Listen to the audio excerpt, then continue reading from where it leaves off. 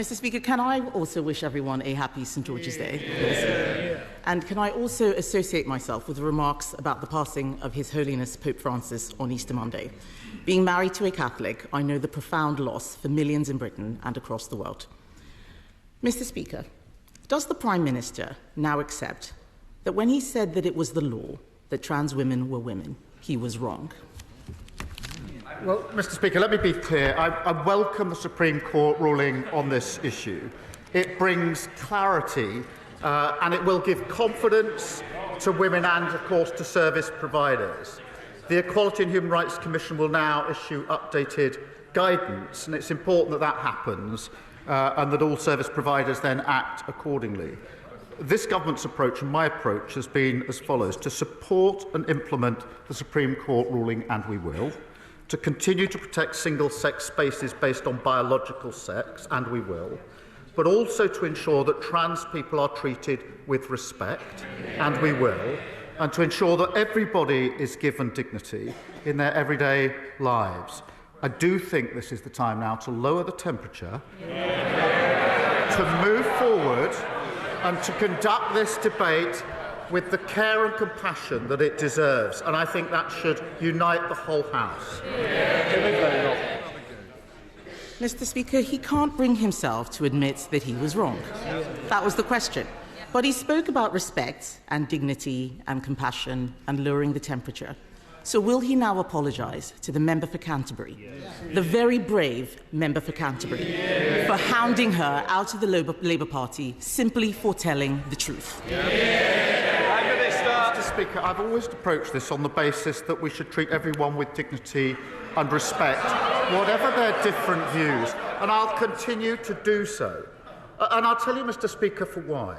Because when we lose sight of that approach and make this a political football, as happened in the past, then we end up with the spectacle of a decent man, and he was a decent man, the previous Prime Minister, diminishing himself at this dispatch box by making trans jokes whilst the mother of a murdered trans teenager watched from the public gallery just up there. That will never be my approach. My approach will be to support the ruling, to protect single-sex spaces and treat everybody with dignity and respect. And I believe there's a consensus in this House and the country for that approach. Mr. Speaker, there was no apology for the member for Canterbury. There is no taking of responsibility. He talks about political football. He practically kicked her out of his party. Constructive dismissal. Constructive dismissal. He talks about my predecessor. What about the abuse I faced from his MPs calling me a transphobe for supporting what the Supreme Court has now clarified in his words? And where was he? He hid for 6 days without commenting on the Supreme Court judgment. Why did it take him so long to respond? Isn't it because he was scared? Mr. Speaker, the only fiction here is the idea she delivered anything in office. She held the post of Minister for Women and Equalities for 2 years, and she did precisely nothing. She provided no clarity on the law, did nothing to improve women's lives, which got materially worse under her watch. They talk, for example, about hospitals and mixed-sex wards, uphill and down-dale. What happened in the last decade? The use of mixed-sex wards in our NHS rose by 2,000%. And there's a pattern of behaviour here. Women and Equalities Minister failed to do anything for women. The Trade Minister, who failed to get a trade deal with the US. The Business Minister, who failed to get a deal with British Steel. She's a spectator, not a leader. Mr. Speaker, I will tell him what I did. I stopped the gender... I will. Yes. When his Labour leader in Scotland was whipping his MSPs to get male rapists into women's prisons, I stopped that gender recognition bill. I helped commission the Cass review. I replaced the guidance on single-sex toilets. I made sure that the puberty blockers issue was resolved while he was sitting there cheering on the ideology that was taking away safe spaces. And when the Prime Minister stayed silent last week, presumably waiting for what Morgan McSweeney thinks. On his WhatsApp groups, some of his closest ministers were plotting to overturn the Supreme Court decision. Labour MP after Labour MP stood up yesterday and challenged the ruling. How can we take his government seriously on this? Well, I think the WhatsApp group you should be worried about is the one of his shadow Justice Secretary. Mr. Speaker, the mask has slipped just 1 week before the elections because the shadow Justice Secretary is not here. A man who's doing everything he can to replace her. The man that most of them want as leader of their party has admitted that Reform and the Tories are working together. He said, I want this fight to be united. He said he's determined to bring this coalition, he calls it, together one way or another. Well, I think we know what that means. Every Tory voter is appalled at the thought of paying for the NHS. Every Reform voter who hates what the Tories did the last 14 years, they're not Conservatives, they're a con. Who's playing political football now? He's got no answers, Mr. Speaker. He's got no answers.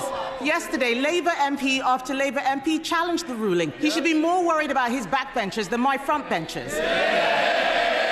His Labour ministers called the chair of the Equality and Human Rights Commission appalling.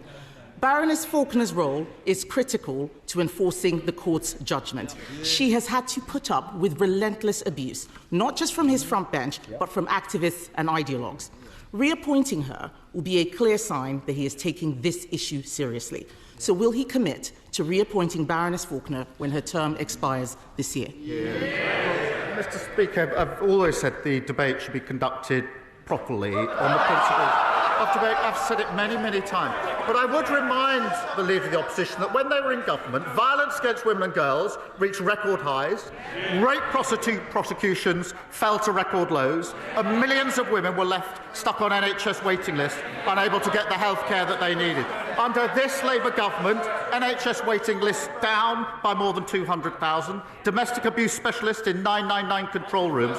We've strengthened access to maternity pay, something she calls excessive. She talks about political footballs, but a coalition between Reform and the Tories being formed behind her back, we know what that means when the Shadow Justice Secretary and the member for Clacton cook up their joint manifesto. NHS charging a pro-Russia foreign policy, end to workers' rights. Just as the Love government lost control of the economy, the borders and health, in 6 short months, she's lost control of her party. Kemi Badenoch. Mr. Speaker, he's clearly so uncomfortable talking about this subject. Yes. This is a choice between a Conservative party that stood up for common sense and a Labour party that bent the knee to every passing fad.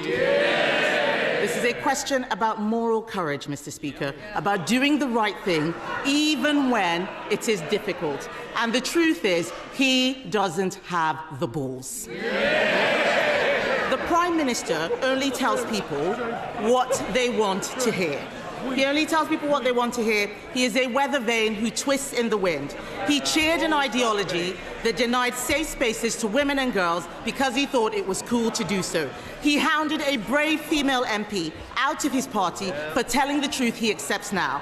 And now he is hiding behind the Supreme Court judgment. And isn't that because he doesn't know what he actually believes? I can only assume that sounded better when she did it in the mirror earlier on. But the truth is, it doesn't really matter what the Leader of the Opposition says, because nobody believes, none of them, that she's going to lead them into the next election anyway. It's going to be the Shadow Justice Secretary. He's away plotting, that's why he's not here today, Mr. Speaker. And the member for Clacton fighting over the bones of the Tory party. And they think Reform are going to give them their votes without changing their policy. Absolutely no way.